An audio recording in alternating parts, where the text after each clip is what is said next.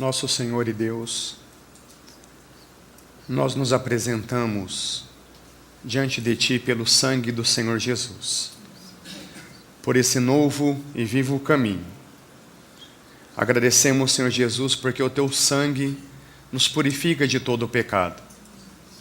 Agradecemos, bendito Espírito Santo de Deus, por Tua fiel habitação, que nos transmite todas as virtudes do nosso Senhor Jesus, o nosso bom pastor.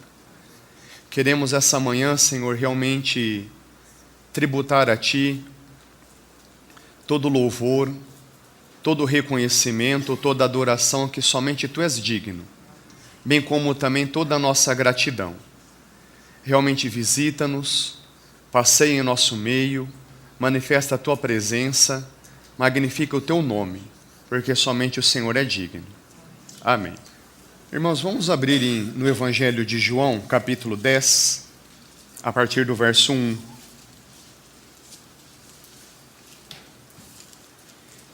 Em verdade vos digo, quem não entra no aprisco das ovelhas pela porta, mas sobe por outra parte, este é ladrão e assaltante.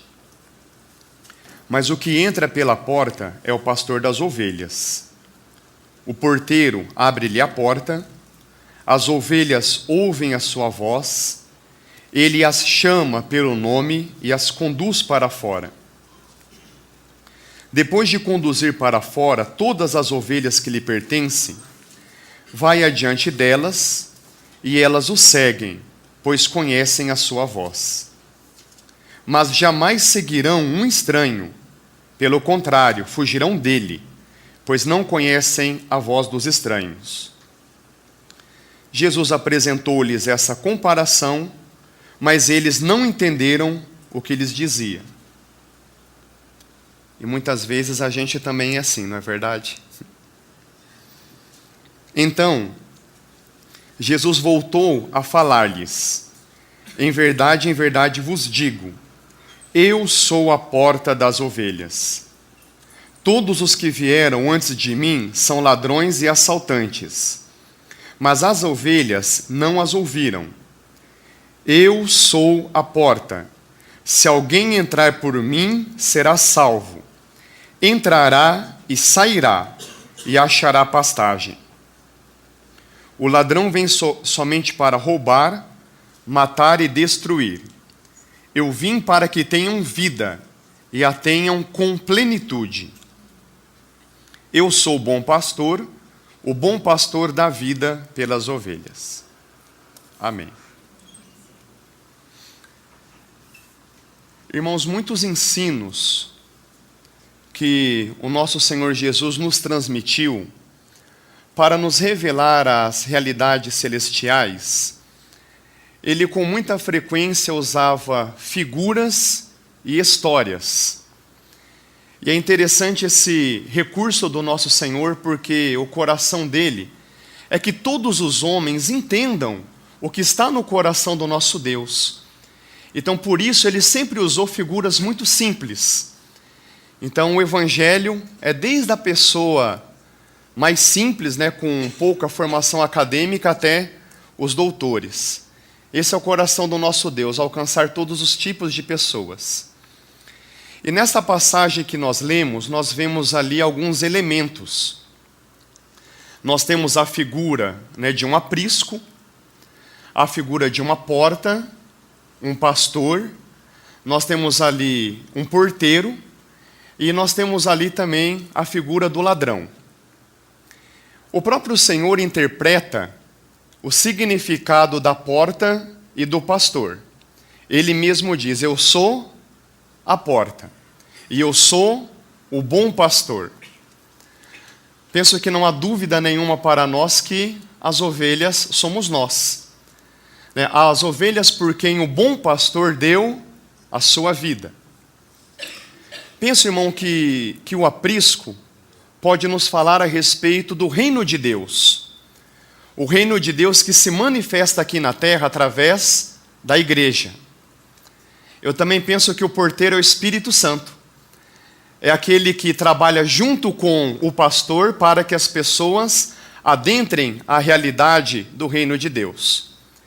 Enquanto os ladrões são os falsos mestres, os falsos profetas, né, os falsos irmãos, que têm alguma inspiração do maligno, e por isso não se preocupam com o cuidado das ovelhas, mas sempre vê nas ovelhas uma fonte de lucro, né, uma fonte de renda.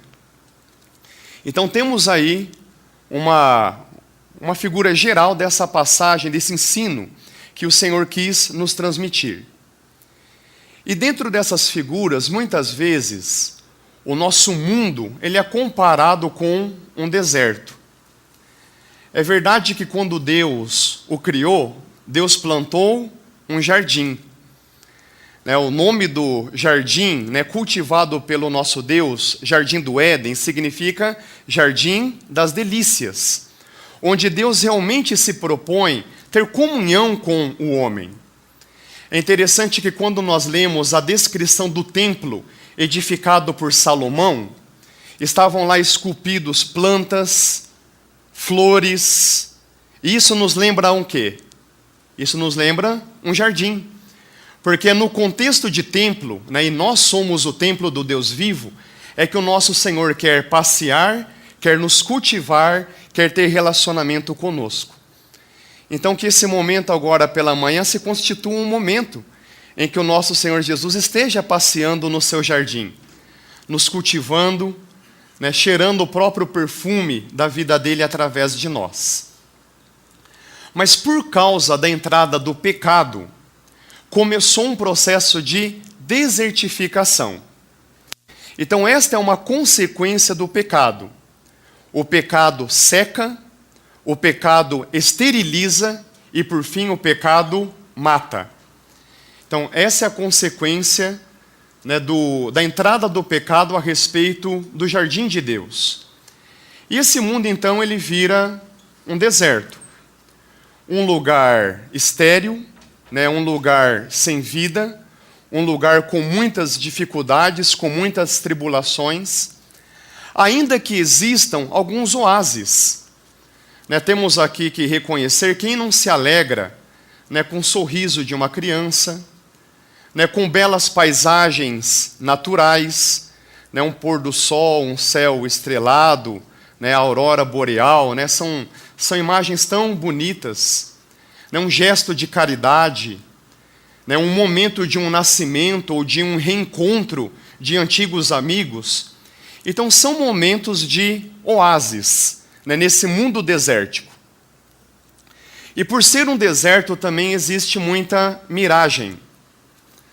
A miragem é uma doença que começa no coração e depois migra para os olhos, e que normalmente infecta os jovens e aqueles adultos que não amadureceram.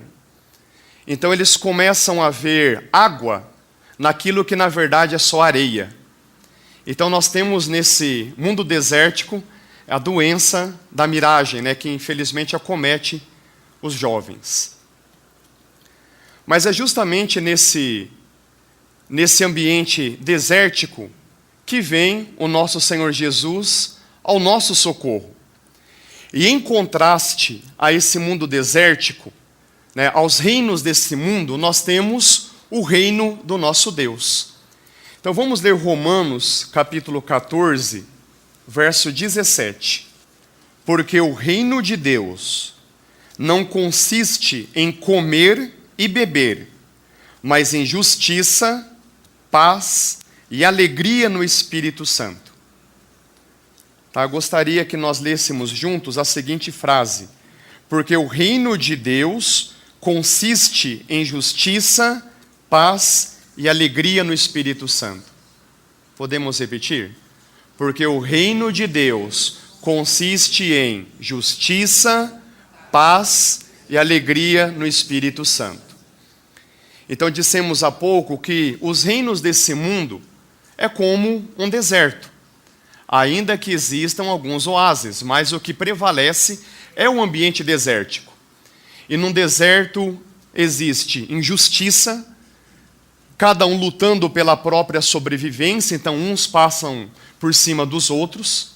Existe uma tribulação sem real consolação, existe tristeza. Essas são as características dos reinos desse mundo: injustiça, tribulação e tristeza. E à luz do texto que nós acabamos de ler, quais são as características do reino de Deus? Justiça, paz e alegria no Espírito Santo. Então eu faço uma pergunta: você quer entrar no reino de Deus? Você quer fazer parte do reino de Deus?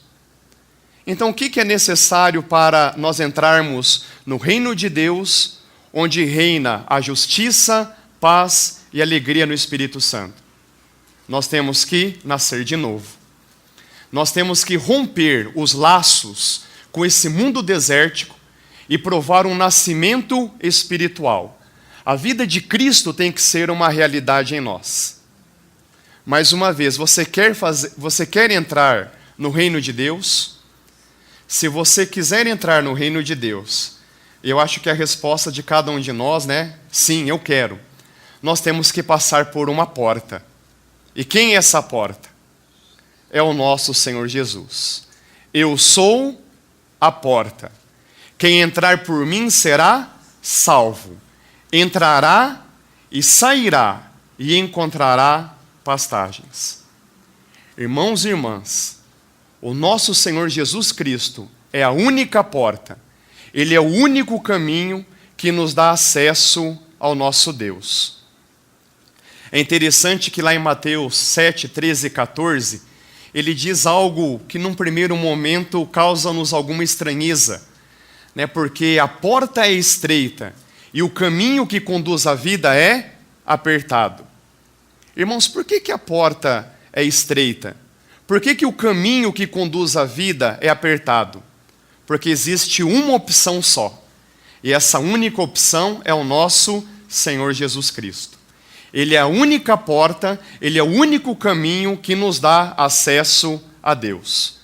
Então, se nós quisermos participar do reino de Deus, onde há justiça, paz e alegria no Espírito Santo, nós temos que entrar pelas portas. E a porta é o nosso Senhor Jesus. E ele diz, no verso 9 do capítulo 10 de João, essas palavras: quem entrar por mim será salvo. Entrará e sairá, e encontrará pastagens. Como é que nós podemos entender então essa expressão?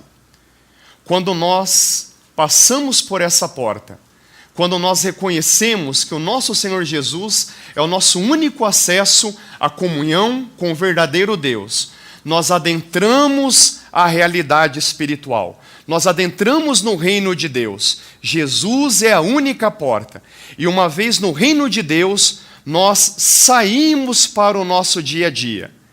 E quando nós saímos para o nosso dia a dia, o que nós encontramos? Pastagens nesse deserto. Porque o nosso Senhor Jesus, Ele passa a ser o nosso alimento. O nosso Senhor Jesus é aquele que nos prepara uma mesa no deserto. O nosso Senhor Jesus é o nosso maná nesse mundo desértico. Então, toda vez, né, e que isso seja um hábito nosso constante, em que nós nos aproximamos do nosso Deus pela única porta, que é o nosso Senhor Jesus, nós temos aquele belo momento de comunhão, de corações abertos, e aí nós saímos para o nosso dia a dia, e nós encontramos pastagens, porque o nosso Senhor Jesus é o único que pode nos alimentar, que pode nos dessedentar nesse mundo desértico.